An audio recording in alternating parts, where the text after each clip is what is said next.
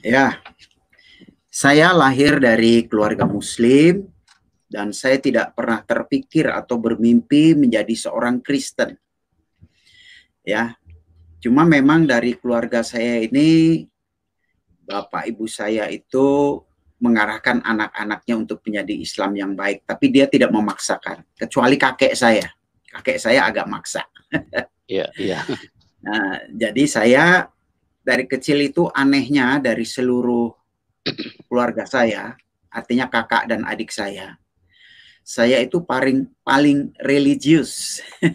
Iya, Pak. Jadi ya saya belajar ngaji, belajar sendiri, ya pergi ke surau sendiri gitu. Belajar sholat pun nggak diajarin, belajar sendiri.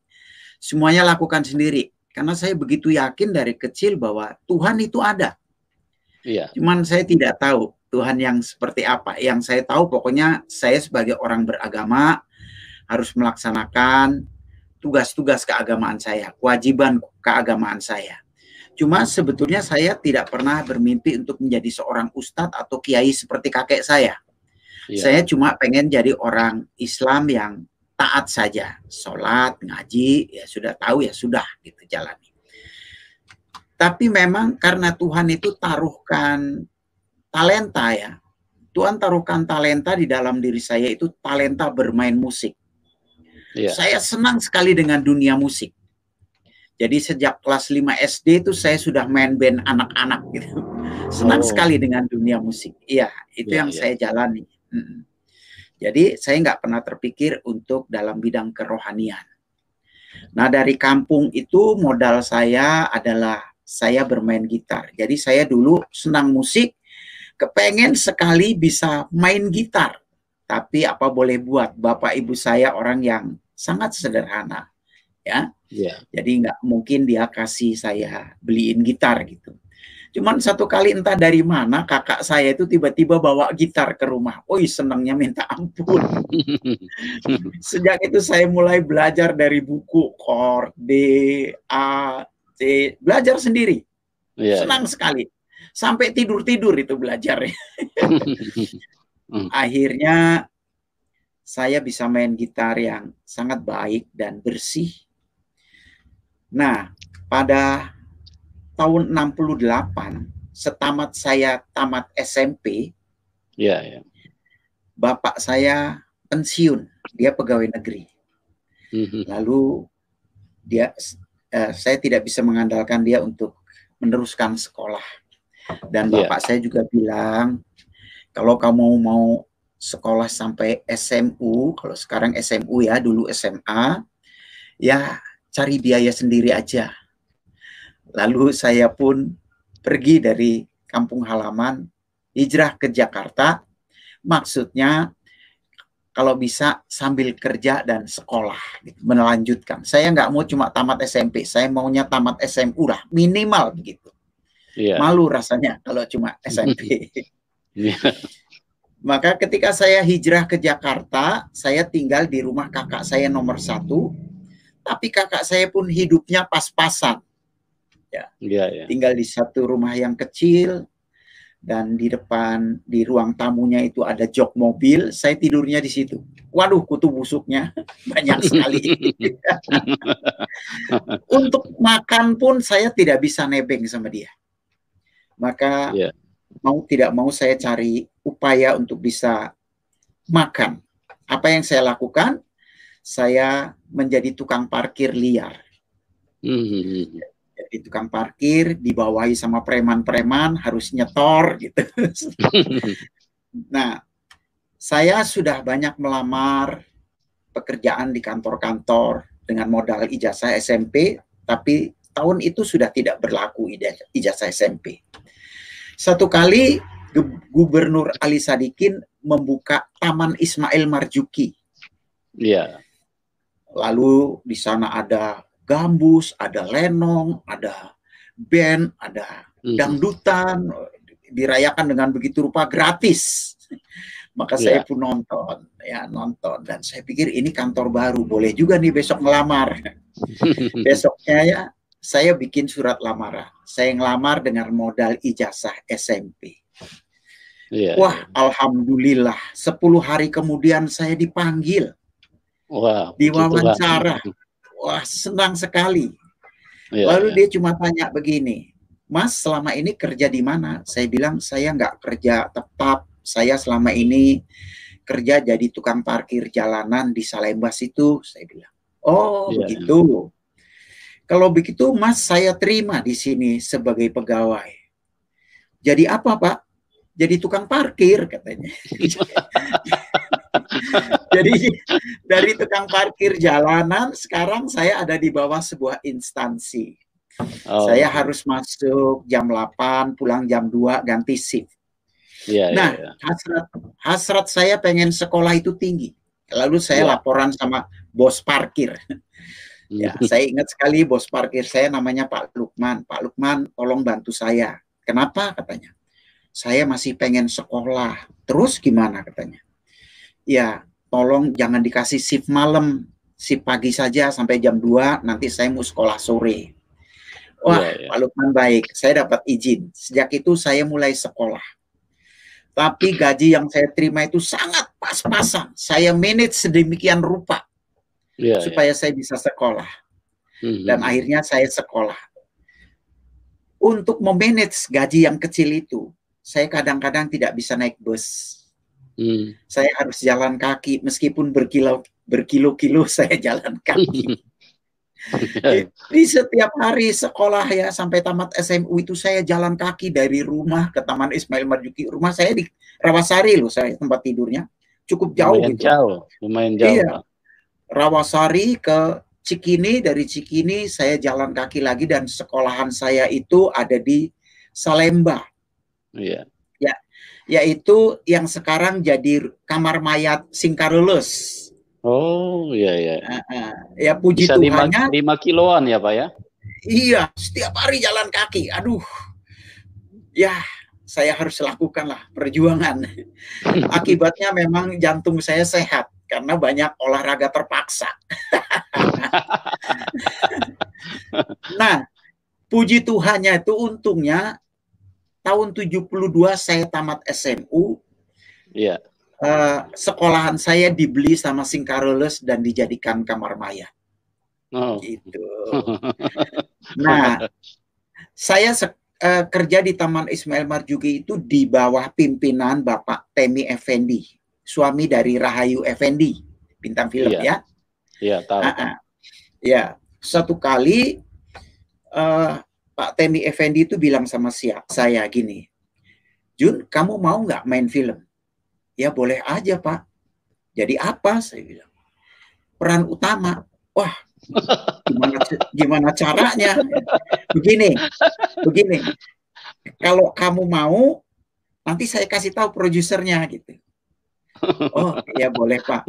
Besok kamu pakaian bagus ke kantor biar saya kenalin, katanya. Rupanya produsernya ini sedang mencari peran utama yang sebaya saya. Oh, puji Tuhan. Lalu saya dijemput sama supirnya ke kantornya. Ternyata di sana ada banyak anak remaja seusia saya yang sudah dites. Ada banyak. Dan ketika saya dites, saya itu nggak pernah mikir mau jadi bintang film. Jadi karena saya dites apa adanya, saya lakukan saja. Ya, pokoknya saya lakukan dengan polos lah, nggak berakting lah. Dalam hati saya diterima, ya syukur, nggak ya udah gitu. Anehnya ketika di casting ternyata saya yang diterima. Waduh, senangnya luar biasa, langsung dapat kontrak. Bayangin ya, saya kerja di Taman Ismail Marzuki, waktu itu gaji saya cuma 4.500. Iya. Nah, saya dapat utama, dapat honornya 250.000. Iduh, rasanya banyaknya luar biasa. 50 kali lipat ya, Pak? Iya. Saya pulang pun langsung saya beli motor. Waktu itu motornya motor Honda, harganya cuma 69.000. luar Jadi biasa. masih sisa banyak. Saya pulang bawa motor baru. Waduh, senangnya. Iya. Nah, film yang saya perankan itu pada tahun 72 diproduksi. Judul filmnya Aku Tak Berdosa. Padahal saya ini banyak dosanya loh. Dan ternyata saya main film itu sukses. Karena saya polos, apa adanya sukses. Sejak itu nama saya tercatat di Parvi sebagai salah satu bintang film. Iya. Mulailah saya diajak untuk main film, dari film ke film, dari film ke film cukup banyak. Dan tahun 77 itu saya betul-betul sukses baik di bidang film maupun di musik. Iya, iya. Tahun 77 saya main film Ali Topan Anak Jalanan. Itu sukses lah seperti yang tadi dikatakan ya. Tahun 77 saya kerja sama Chrisye. Bikin album pertama judulnya Sabda Alam. Lagu yang booming ada 2 lagu di sana, Sabda Alam dan Juwita. Ya. Chrisye naik daun, nama saya mulai dikenal di dunia musik. Tahun 77 saya kerjasama sama Guru Soekarno Putra. Saya bikin musik, Guru bikin tarian. Bikin Suara Mahardika, dan itu pun sukses. Tahun 77 saya ikut lomba cipta lagu remaja sejabotabek dan saya juara 1. Luar biasa. Memang itu cita-cita saya. Ya dulu saya suka ngawur. Saya waktu masih sekolah SMU itu banyak kakak-kakak saya yang cuma SMP doang, nggak nerusin. Mereka heran lihat saya kok nekat amat berjuang hidup susah pakai sekolah segala macem. Lalu mereka suka tanya, apa sih cita-cita lu? Saya bilang, gua pengen jadi orang kaya dan terkenal. Itu aja. Entah itu pernyataan stres, entah itu apa, saya nggak tahu. Tapi mungkin karena saya bosen miskin. Miskin terus, susah terus. Saya cita-cita seperti itu. Lalu kakak saya bilang, emang bisa jadi orang kaya? Iya, siapa tahu ada kesempatan. Entah ada kesempatan nyelundup kayak kesempatan apa, yang penting gue jadi orang kaya. Itu cita-cita saya. Dan tahun 77 itu karena saya sukses dan terkenal, saya betul-betul jadi orang kaya. Masih muda, lajang, namanya terkenal, uangnya banyak, makan di Jakarta, berak di Hong Kong. Nggak pernah lagi cari cewek, tapi dicari cewek. Itulah yang terjadi dalam hidup saya. Singkat kata, setelah saya punya modal, tahun 78 saya menikah. Lalu saya menikah. Nah, ternyata dari pacar-pacar saya itu ada satu perempuan yang saya nggak tahu kenapa susah sekali diputusin. Karena saya kan jadi orang terkenal, uang banyak, ceweknya banyak. Ganti-ganti, 3 bulan selesai, 2 bulan selesai, 3 bulan selesai. Yang ini susah banget, saya juga nggak tahu kenapa gitu. Ya. Ternyata dia jadi istri dan dia beragama Kristen. Wow, luar biasa, puji Tuhan. Lalu saya punya tekad, nggak apa-apa Kristen juga, ntar gua Islamin dia. Gitu. Lalu kami menikah, membina rumah tangga. Ya, dikaruniai 2 anak. Nah, disitulah kami seringkali ribut masalah agama. Dan saya yang seringkali bikin masalah. Saya bilang sama dia, Tuhan lo tuh kok ada 3 sih, ada bapaknya, ada anaknya. Roh Kudus itu apa? Tantenya apa omnya? Gitu. Dia kalau saya tanya seperti itu, dia marah, nggak bisa jawab. Saya bilang, gua serius, gua tanya, lo aneh sih Tuhannya kayak gitu. Udah gitu, Tuhannya manusia dijadiin Tuhan. Mati pakai kolor. Apaan Tuhan kayak gitu? Begitu saya. Dan itu seringkali membuat kami selek. Dia seringkali cuma bisa menangis. Kadang-kadang dia pergi ke orang tuanya gitu. Saya cuek aja gitu. Saya cuek aja dan kami seringkali selek. Dan saya melihat dia memang tidak pernah bisa menjawab. Cuma ternyata saya baru tahu kalau dia itu Kristennya belum lahir baru. Oh. Kristen agamawi, nggak ngerti apa-apa. Iya. Tapi ya Yesus baiklah sama kita. Suatu kali istri saya diajak sama temannya, seorang penginjil perempuan. Diajak ke rumahnya untuk ikut persekutuan doa. Di situ dia dijamah Tuhan. Dia disentuh sama Tuhan. Dia mulai banyak berdoa. Kita nikah kan, dia kan bawa Alkitab. Sampai anak gede-gede, Alkitabnya tetap bersih, nggak pernah dibuka, ditaruh di atas lemari. Kalau kotor itu pun karena debu. Gitu. Nah, sejak dia dijamah Tuhan lahir baru, dia rajin buka Alkitab. Ada pembatas-pembatas, ada garis hijau, merah, kuning, itu dia. Stabilo. Tapi dia tidak pernah bisa menjawab pertanyaan saya. Kalau saya tanya, dia cuma cemberut saja. Dia bilang, udah lu urusin diri lo aja dah, gue juga urusin diri gue. Dan dia banyak berdoa untuk saya rupanya. Dan doanya mulai dijawab itu tahun 80.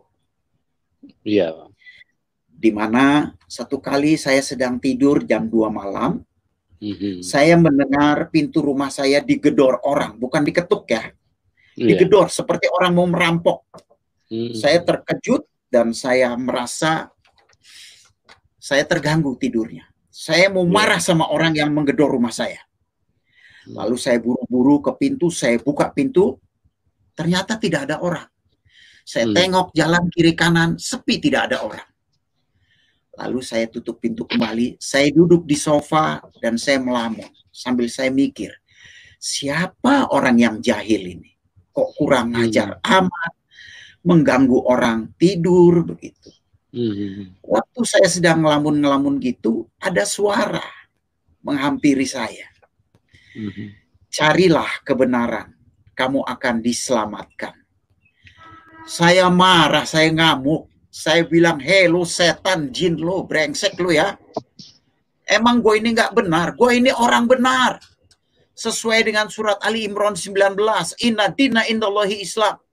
Agama yang diridhoi Allah adalah Islam, bukan yang lain kafir. Brengsek lo ya, dasar setan lu pengganggu, begitu. Itu audible ya Pak? Iya, audible. Terdengar telinga ya?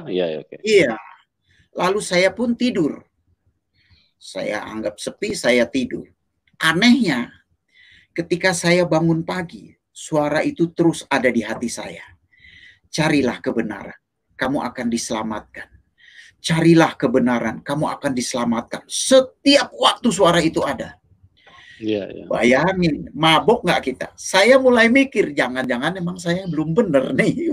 Gitu. Mulailah saya, kalau ketemu teman saya orang Buddha, saya belajar sedikit Buddha. Buddha itu gimana? Nanti kalau mati gimana? Asalnya dari mana? Saya ketemu teman saya orang Bali, orang Hindu, saya tanya Hindu bagaimana. Dia tanya, ngapain sih lu nanya-nanya agama gue? Gue pengen tahu aja, kayak apa sih Hindu itu, gitu. Dan akhirnya saya ketemu orang Kristen. Orang Kristen itu cuma bilang begini, udahlah, nggak usah dipersoalkan agama, katanya. Kalau lu mau tahu agama gua, lu buka aja Alkitab. Saya bilang, najis, buka Alkitab. Nabi-nabi kita sama lu. Lu kan percaya ada Nabi Musa? Saya bilang, iya. Di gua juga ada Nabi Musa. Lu percaya sama Yusuf? Iya. Di gua juga ada Yusuf. Lu percaya sama Daud? Iya, saya bilang. Di gua juga ada Daud. Lu buka aja Alkitab. Lu belajar dari sana, baca aja sendiri. Penasaran saya. Lalu saya mulai minta Alkitab. Alkitab istri saya mulai saya buka. Perjanjian lama. Yang terbuka pertama adalah kisah Yusuf dari Kejadian pasal 39. Saya pelajari Yusuf. Saya baca terus sampai habis. Dari lahirnya sampai meninggalnya. Apa yang terjadi? Selesai saya baca kok saya menangis. Saya bilang, wih, kitab ini hebat sekali ya. Belum pernah saya baca kitab nangis. Tapi ini kitab saya baca kok nangis. Ada apanya? Saya mulai pelajari Daud, saya pelajari yang lain, ya saya pelajari. Dan akhirnya saya pelajari Yesus. Mulai dari Injil, saya buka mulai dari Matius. Ketika saya pelajari, saya bingung baca Injil ini. Kenapa ya? Kok kata orang Kristen Yesus ini Tuhan? Tapi kok dia berdoa? Masa ada Tuhan berdoa? Terus Tuhan ini doa sama Tuhan mana lagi ini Tuhan ini? Terus saya belajari. Katanya Yesus Tuhan. Kok sebelum mati dia berkata, Eli, Eli lama sabachthani. Allahku, Allahku, mengapa engkau tinggalkan aku? Lah, dia sendiri kan Allah. Masa ada Allah ninggalin dia lagi? Allah yang mana? Begitu. Tetapi meskipun di hati saya ada banyak pertanyaan, saya terpesona dengan perjanjian lama, kisah nabi-nabinya. Kalau saya bandingkan dengan kitab saya, kisah nabi-nabinya di Alkitab jauh lebih lengkap. Jauh lebih lengkap. Nah, saya seringkali bertanya sama pendeta, ya, saya tanya. Tapi banyak pertanyaan yang saya ajukan itu tidak memuaskan hati saya. Ya. Lalu satu kali saya bilang sama istri saya, ada nggak orang Islam yang sungguh-sungguh masuk Kristen? Dia bilang ada. Di mana dia? Tuh tinggal di Kayu Manis 8, kebetulan dekat rumah saya.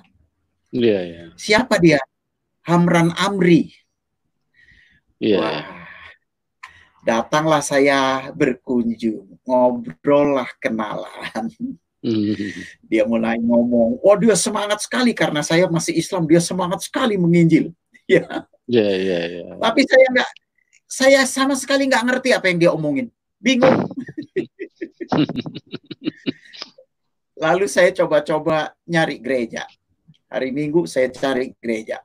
Dan itu tanpa sepengetahuan istri saya. Istri saya sama sekali tidak tahu.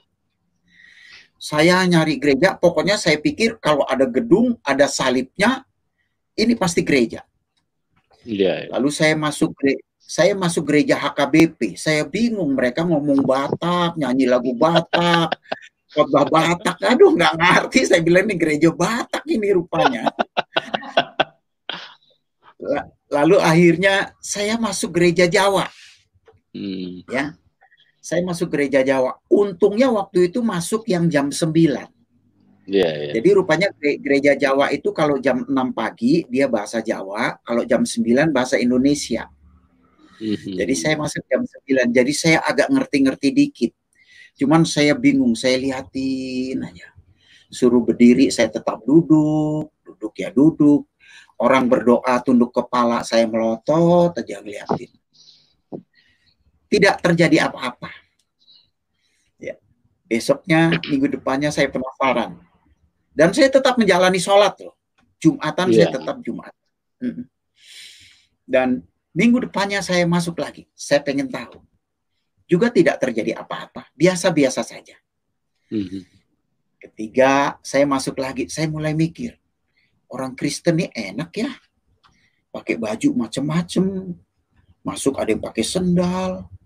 Ada yang pakai sepatu.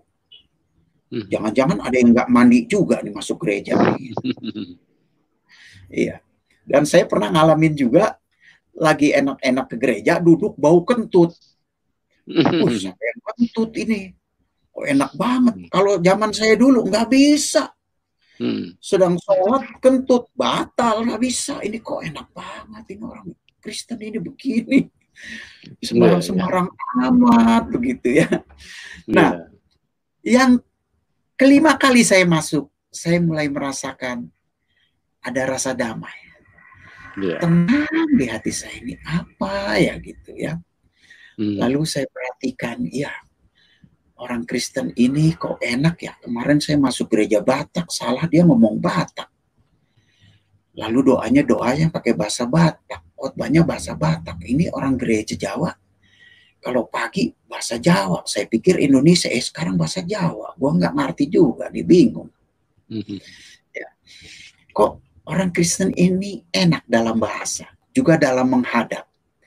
Ya, gereja kalau kita lihat ada yang ke arah barat, ada yang ke timur, ada yang ke utara, ke selatan. Kalau masjid nggak bisa, dia harus menghadap ke kiblat, ke Mekah. Itu yang saya perhatikan, ya. Nah, lalu saya lewat Alkitab itu saya mulai tertarik. Cuma saya takut. Saya takut kehilangan keluarga saya. Karena saya tahu kalau saya jadi orang Kristen, pasti bapak saya tidak suka, kakek saya tidak suka, ibu saya tidak suka, kakak adik saya pasti tidak suka. Saya tahu itu pasti. Pasti saya akan dibilang kafir, murtad, segala macam. Itu yang membuat saya takut. Akhirnya saya ambil keputusan, ya sholat kadang-kadang, ke gereja ya kalau mau aja, nggak jelas lah. Cuman hati saya percaya sungguh bahwa Tuhan itu ada. Nah, dan ketika satu kali saya harus menyelesaikan 3 lagu di studio Roxy, saya datang ke Roxy di Jalan Cideng Barat itu, saya bawa mobil, dan di mobil itu saya bertanya, Yesus, engkau itu Tuhan apa bukan? Kalau engkau memang benar-benar Tuhan, yakinkan saya. Saya tidak tahu apa yang terjadi pada waktu itu. Saya menangis. Menangis itu menangis gimana ya? Terseduh-seduh. Luar biasa. Sama dengan waktu saya kehilangan ibu saya sangat menangis karena saya sangat sayang dengan dia. Dan waktu saya menangis, saya pinggirin mobil, saya matikan, saya telungkup di setirnya, dan saya dengar suara itu kembali. Akulah Yesus, Tuhan dan Juru Selamat dunia. Kalau kamu tidak percaya, kamu mati, katanya begitu. Jadi saya pikir kalau waktu itu saya tolak dia sebagai Tuhan, nyawa saya dibetot, mati begitu. Jadi saya takut mati. Itu suara audible ya, Pak? Iya, benar-benar audible. Betul-betul. Lalu saya bilang, iya Tuhan, saya percaya, saya percaya, saya percaya. Dan apa yang terjadi? Aduh, hidup itu rasanya indah, indah luar biasa. Kalau boleh saya gambarkan, begini gambarannya. Saya seperti ditimpa batu yang besarnya sebesar gedung besar. Bayangin kalau kita ditimpa batu sebesar itu, bisa bergerak nggak? Nggak bisa. Nggak bisa. Iya, tiba-tiba batu itu seperti terangkat. Dan saya merasakan kelegaan yang luar biasa. Senang, sukacita. Waduh, nangis, sukacita. Untung saya sudah sering ke gereja. Jadi saya cuma bisa bilang, haleluya, haleluya, puji Tuhan, Yesus, haleluya, puji Tuhan. Itu aja yang saya bisa katakan. Dan akhirnya saya masuk, selesai, sudah itu saya masuk ke studio rekaman. Di studio rekaman itu pemain musiknya banyak orang Islam, teman-teman saya. Termasuk Dedi Dores, juga produsernya. Apa yang saya lakukan? Saya ngomong sama mereka. Dad, lu mesti percaya Yesus. Kalau enggak mampus lu. Yesus itu Tuhan, Dad. Emang sejak kapan lu jadi Kristen? Barusan di mobil. Gua sekarang jadi Kristen. Gua percaya Yesus Tuhan. Itu betul-betul Tuhan. Maka teman-teman saya cuma bilang gini, gila lu ya, gila lu ya. Saya dianggap orang gila. Dan saya selesaikan 3 lagu. Saya buru-buru pulang, ingin jumpai istri saya. Ketika saya sampai ke rumah, istri saya menyambut. Dan waktu saya lihat wajah istri saya cuma bisa menangis. Dan istri saya terkejut, disangka saya punya persoalan dalam pekerjaan. Saya dielus-elus, kenapa Pak kok nangis? Ya, kenapa Pak? Saya cuma bisa bilang begini, aku sekarang percaya bahwa Yesus Kristus itu adalah Tuhan.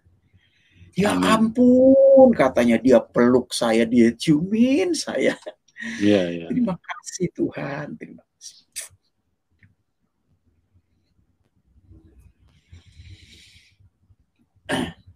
Saya kalau ingat peristiwa itu, saya pun bisa menangis sekarang. Karena itu kejadian yang sungguh betul terjadi dalam hidup saya. Maka saya pun percaya kepada Yesus. Tapi saya juga mulai berpikir. Saya bertanya sama Pak Hamran Amri. Saya bilang, Pak, sekarang saya sudah percaya Yesus Tuhan. Tolong bekali saya. Lalu saya mulai diajar banyak hal. Nah, ada satu hal yang saya renungkan. Begini, agama Samawi itu ada 3.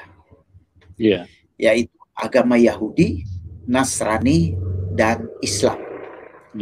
Masing-masing punya pemimpin. Kalau Yahudi itu pemimpinnya adalah Musa. Kalau Nasrani itu pemimpinnya Isa Al-Masih. Kalau Islam itu pemimpinnya Muhammad.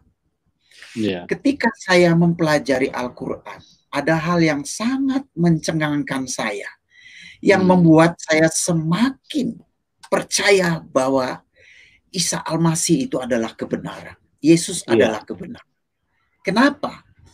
Karena Al-Quran mencatat Nabi yang memiliki kebesaran di dunia dan di akhirat itu adalah Isa Al-Masih, bukan Musa, juga bukan Muhammad. Yang kedua, lewat surat Ali Imran 45 itu dinyatakan bahwa Isa itu lahir ke dunia bukan karena faktor hubungan laki-laki dan perempuan.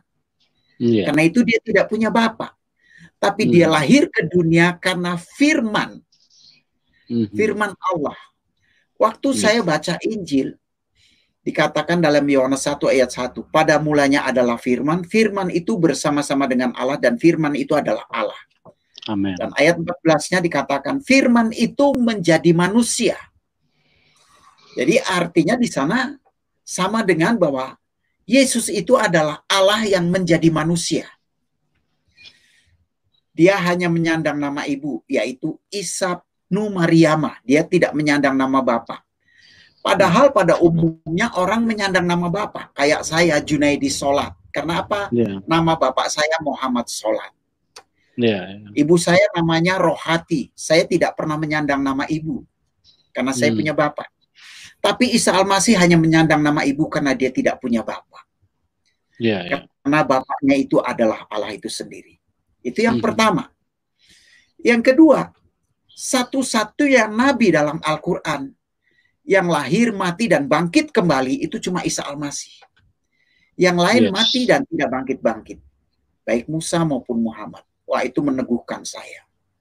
Amin. Lalu saya pelajari lagi dalam surat Az-Zukhruf ayat yang ke-61 bahwa dikatakan Isa Al-Masih memberitahukan tentang hari kiamat. Janganlah kamu ragu-ragu akan hal ini dan ikutlah karena inilah jalan yang lurus. Berarti Isa Al-Masih itulah jalan yang lurus. Wah, saya semakin memahami. Dan saya putuskan dan saya siap untuk terbuang dari keluarga. Apapun yang terjadi. Akhirnya bapak saya mendengar bahwa saya jadi Kristen dan saya dipanggil untuk disidang. Dan waktu disidang terjadilah argumentasi. Dan ketika bapak saya tidak bisa menjawab apa yang saya sampaikan, keluarga saya tidak ada yang bisa menjawab, saya diusir dan tidak diakui lagi sebagai anak. Saya dimusuhi sama keluarga saya. Semuanya membenci saya. Dan bapak saya tidak mau lagi kenal dengan saya. Tapi puji Tuhan, 7 tahun kemudian dia tiba-tiba datang ke rumah saya. Pagi-pagi dia nongol, saya bilang, Pak, gitu. Saya salam, cium tangan. Saya bilang, ada apa Pak kesini? Dia bilang, saya mau ngomong agama. Lu dulu kan sudah. Waktu Bapak tanya, saya sudah jawab. Iya, saya ini agak bingung sekarang katanya. Bingungnya kenapa gitu? Ya, pokoknya saya agak bingung gimana sih? Kenapa kok Yesus itu disebut Tuhan? Lalu saya sampaikan, kenapa Yesus disebut Tuhan? Di mana ketuhanannya? Yesus itu 100% manusia, 100% Tuhan. Di mana kemanusiaannya, di mana ketuhanannya? Saya ceritakan terus. Dan dia memahami. Akhirnya dia bilang begini, kalau begini saya pengen juga lu jadi Kristen, katanya begitu. Saya bilang yang benar Pak. Tuhan. Benar, dia bilang. Bisa nggak cariin pendeta? Ngapain cariin pendeta? Wong saya juga pendeta, saya bilang. Iya, dahsyat. Singkat kata saya bilang gampang kok Pak. Kalau untuk percaya Yesus, ikutin doa saya. Akhirnya dia ikutin doa saya, dan akhirnya dia terima Yesus. Saya tidak tahu kenapa dia cari-cari saya. Rupanya dia sudah berasa bahwa umurnya pendek. Sebulan kemudian dia sakit, dibawa ke rumah sakit. Dan saya tidak boleh besuk. Keluarga saya semua menjaga. Saya tidak boleh mengunjungi. Itu si Junaidi Salat yang kafir dan murtad itu tidak boleh mengunjungi Bapak. Nanti Bapak kita didoakan. Katanya begitu. Ya. Nah, tapi mereka sering kali kasih kabar. Ponakan saya, adik saya suka kasih kabar. Bapak udah meninggal. Ya saya bilang ya innalillahi lah gitu ya. Nanti 15 menit lagi telepon lagi. Bapak hidup lagi katanya gitu. Jadi bapak saya mati, ntar 20 menit hidup lagi. Mati setengah jam bangun lagi gitu. Wah, saya ingat bapak saya itu punya pegang ilmu ya. Ilmu punya ilmu. Wah, ini yang mesti dilepaskan. Lalu saya berdoa sama Tuhan.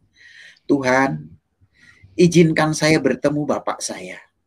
Supaya saya bisa mendoakan dia dan melepaskan pegangannya yang selama ini ada pada dia.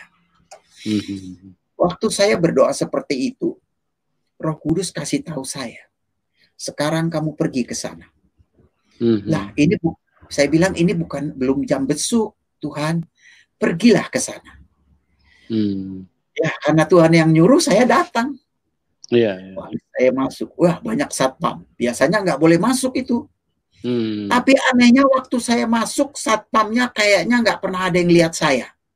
Saya bisa nyelonong begitu saja. Sampai ke kamar bapak saya. Dan herannya di kamar itu tidak ada satupun keluarga saya yang nungguin.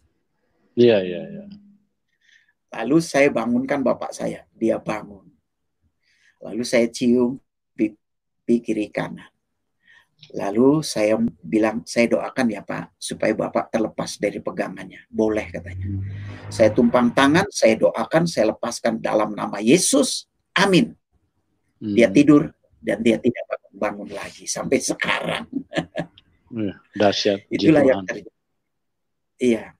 Ada juga kakak saya. Kakak saya itu dukun, punya anak 7. Anaknya semua bandel, tukang jual beli narkoba, langganan masuk penjara. Satu masuk penjara Salemba, satu masuk Cipinang, satu Tangerang, begitu aja. Padahal dia ustadz. Dan dia dukun juga. Saya berdoa, Tuhan, sekarang saya harus beritakan Injil kepada siapa lagi. Waktu saya baca firman, kok firman itu jadi rema. Tuhan berkata begini, aku datang bukan untuk orang benar, tetapi untuk orang berdosa.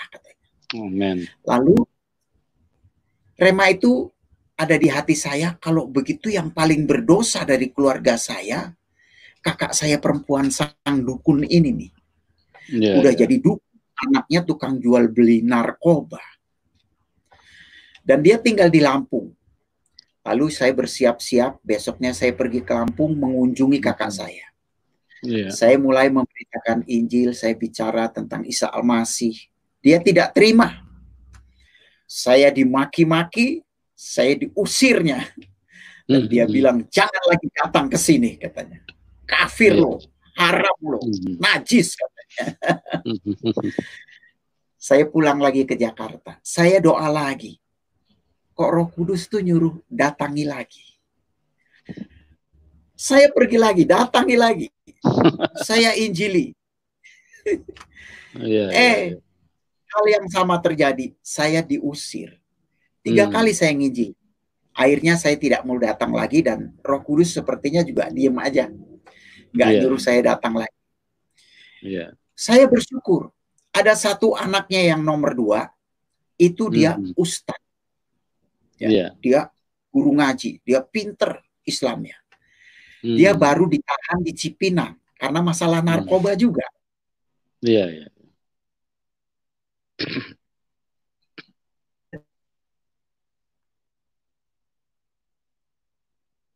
Halo? Suaranya hilang, Pak. Halo? Suara Pak Junaidi tidak terdengar.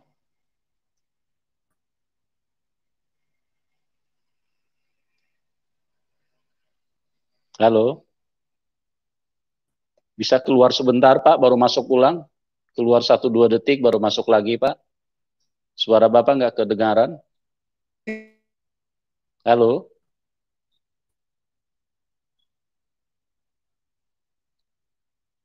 Keluar 1-2 detik dulu, Pak, nanti masuk lagi. Halo? Ya, sudah terdengar, Pak. Halo?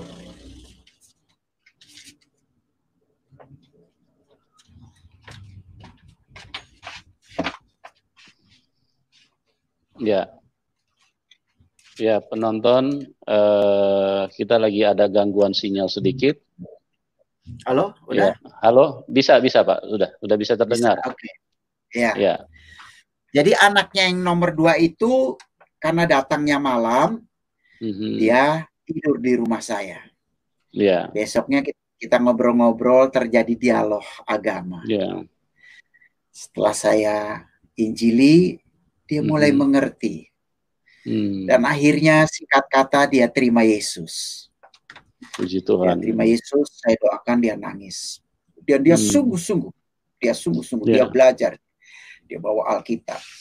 Melalui dialah keluarganya satu persatu menjadi orang percaya.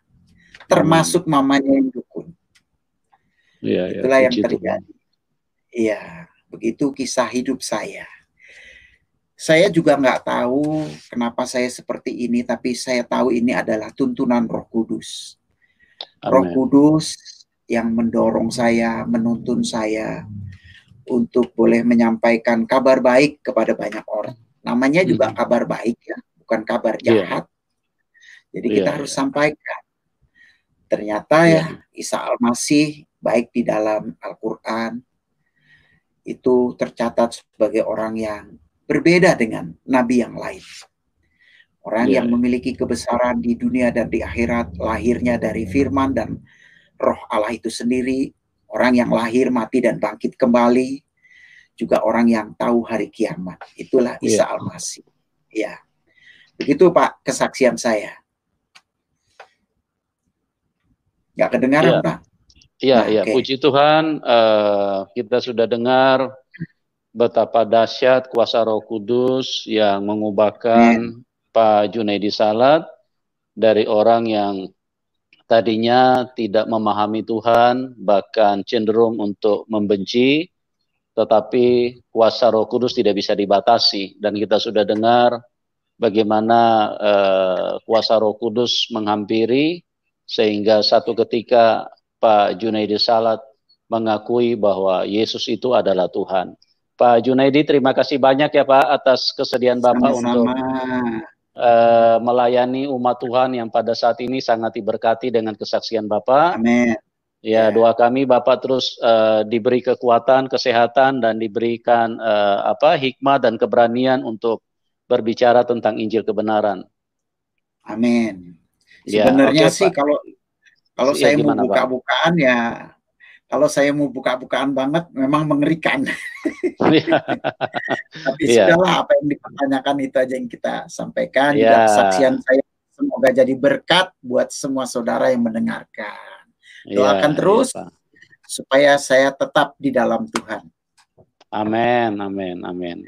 Ya, Pak Junaidi, terima kasih ya Pak atas kemurahan hati Bapak bisa melayani kami pada malam hari ini ya. Sampai berjumpa di program selanjutnya. Tuhan Yesus memberkati kita semua.